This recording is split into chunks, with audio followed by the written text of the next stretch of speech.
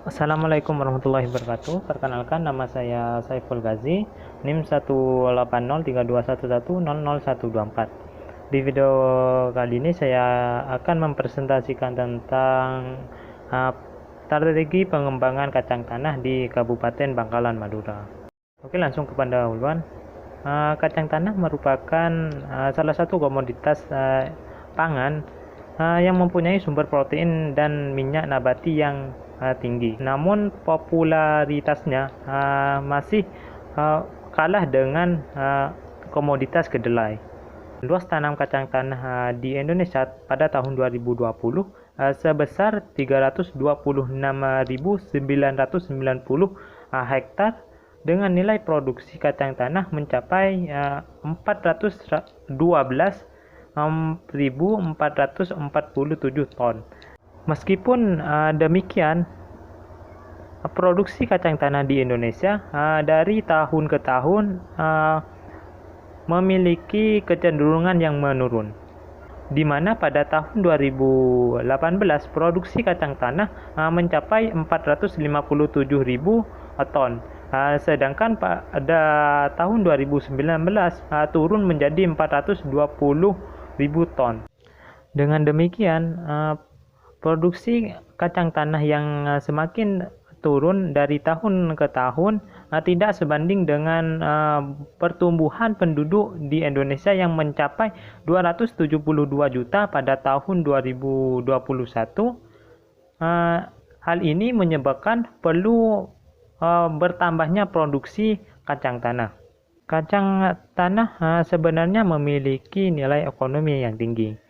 Nilai ekonomi yang tinggi ini muncul dari industri yang menggunakan bahan baku dasar komoditas ini, seperti halnya produk makanan. Contohnya adalah aneka kue, susu nabati, tepung protein tinggi, es krim, dan juga minyak nabati.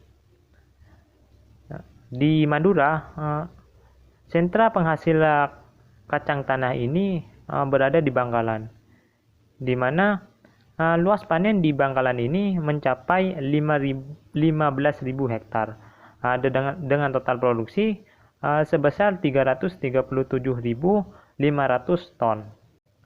Dengan melihat Kabupaten Bangkalan sebagai penghasil kacang tanah, di mana kacang tanahnya itu sendiri memang sudah memiliki potensial yang cukup besar. Dengan demikian, kacang tanah yang diproduksi di Bangkalan ini berpotensial untuk dikembangkan kembali.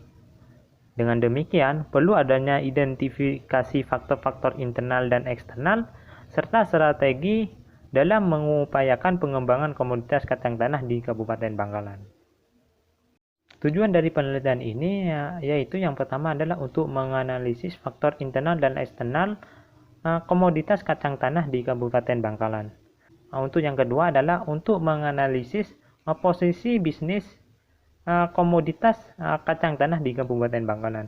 Terus yang terakhir, yang ketiga adalah untuk menganalisis strategi yang dapat diterapkan pada komoditas kacang tanah di Kabupaten Bangkalan ini. Metode penelitian. Metode dasar yang digunakan pada penelitian ini yaitu menggunakan metode deskriptif atau metode yang memberikan gambaran atau uraian atas suatu keadaan sejelas mungkin tanpa ada perlakuan apapun terhadap objek yang diteliti. Untuk lokasi penelitian yaitu di Kabupaten Bangkalan. Sedangkan untuk waktu penelitiannya yaitu dilaksanakan pada tanggal 3 sampai 29 November tahun 2021. Jenis dan sumber data yang digunakan yaitu data yang digunakan adalah data sekunder, di mana data sekunder adalah data yang diambil dari beberapa sumber terdahulu seperti buku, jurnal, data BPS, dan penelitian terdahulu. Kemudian untuk metode analisis data, di sini analisis data yang digunakan dalam penelitian ini yaitu menggunakan analisis SWOT. Di analisis SWOT ini juga tentu menggunakan matrik IV atau matrik untuk faktor internal, kemudian matriks EV untuk faktor eksternal, kemudian matriks IE untuk mengetahui posisi di mana pengembangan kacang tanah di Kabupaten Bangkalan ini, kemudian matriks SWOT untuk mengetahui strategi yang dapat digunakan dalam pengembangan komoditas kacang tanah ini. Oke, untuk yang selanjutnya adalah pembahasan.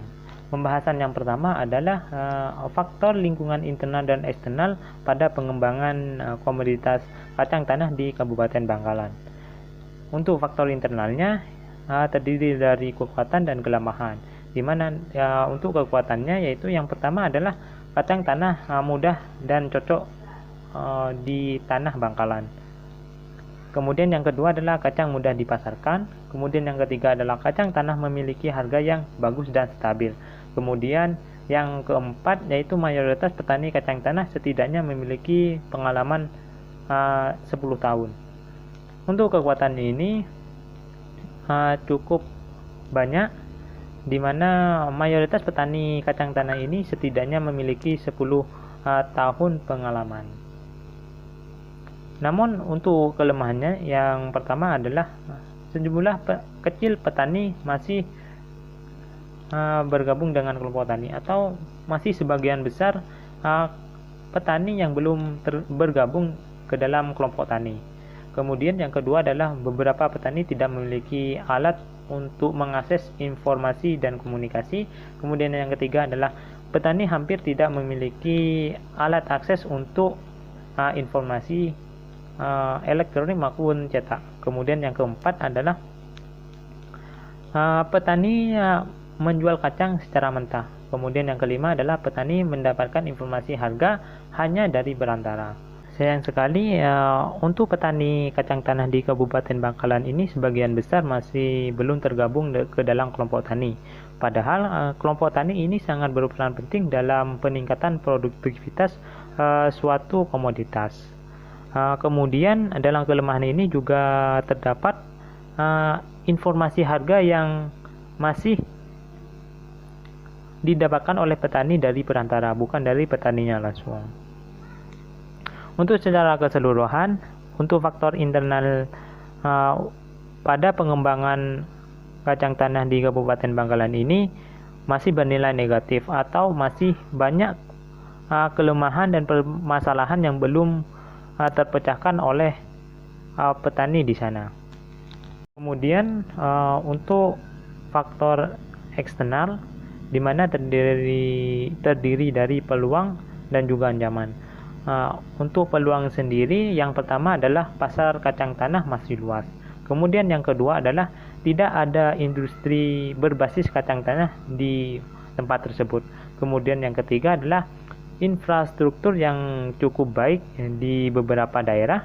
Kemudian yang keempat adalah vendor komunikasi tersedia seperti Telkom dan SL.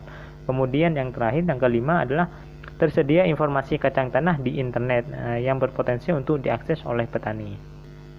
Dalam peluang ini, yang paling menonjol adalah tidak ada industri berbasis kacang tanah di Bangkalan. Hal ini sangat menguntungkan bagi para pengusaha untuk menciptakan industri baru di sana, karena masih belum ada banyak pesaing untuk produk yang sama. Kemudian untuk ancaman, yang pertama adalah sosialisasi penyuluhan sebagian besar bukan dari komoditas kacang tanah. Kemudian yang kedua, kurangnya persediaan air saat musim kemarau. Yang ketiga adalah infrastruktur yang buruk di beberapa daerah. Kemudian yang keempat adalah penyuluhan yang kurang baik untuk memfasilitasi petani. Kemudian yang kelima, yang terakhir adalah tidak adanya sistem komunikasi antar pemangku kepentingan. Untuk ancaman yang paling menonjol adalah penyuluhan yang kurang baik untuk memfasilitasi petani. Berarti para pemerintah atau lembaga terkait masih belum optimal dalam memfasilitasi para penyuluh untuk petani komoditas kacang tanah ini. Namun secara keseluruhan, faktor eksternal pada pengembangan kacang tanah di Kabupaten Bangkalan ini terbilang cukup baik, yaitu peluang yang dimiliki masih cukup banyak dan dapat berpotensial untuk dikembangkan untuk komoditas kacang tanah di Kabupaten Bangkalan. Oke, untuk pembahasan yang kedua adalah posisi pengembangan kacang tanah di Kabupaten Bangkalan. Dapat dilihat pada gambar tersebut, di mana hasil dari kekuatan dikurangi kelemahan yaitu minus 0,8. Kemudian hasil dari peluang dikurangi ancaman yaitu 0,4. Sehingga dengan nilai titik tersebut dapat disimpulkan bahwa posisi pengembangan kacang tanah di Kabupaten Bangkalan berada di kuadran ketiga atau mendukung strategi defensif. Atau pengembangan kacang tanah di Kabupaten Bangkalan ini sangat berpeluang tinggi, namun juga memiliki permasalahan atau kelemahan di internalnya itu sendiri. Kemudian untuk pembahasan yang terakhir yaitu strategi dalam pengembangan komoditas kacang tanah di Kabupaten Bangkalan. Dapat dilihat pada poin sebelumnya, di mana posisi dari pengembangan komoditas kacang tanah di Kabupaten Bangkalan ini memiliki posisi di kuadran ketiga atau mendukung strategi defensif, di mana posisi ini berarti mempunyai peluang pasar yang cukup tinggi, namun memiliki kelemahan internal yang juga cukup tinggi. Strategi yang dapat digunakan dalam pengembangan komoditas kacang tanah di Kabupaten Bangkalan yaitu 3 cara, yaitu yang pertama adalah konsolidasi, yang kedua adalah peningkatan, dan yang ketiga adalah perubahan sudut pandang petani yang dapat membantu menghapus ancaman.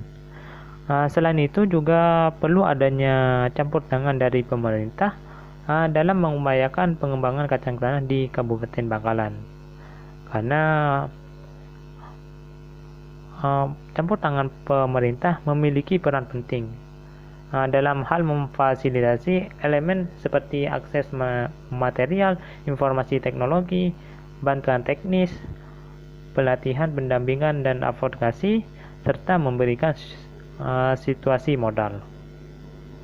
Demikian presentasi dari saya, kurang lebihnya saya mohon maaf. Assalamualaikum warahmatullahi wabarakatuh.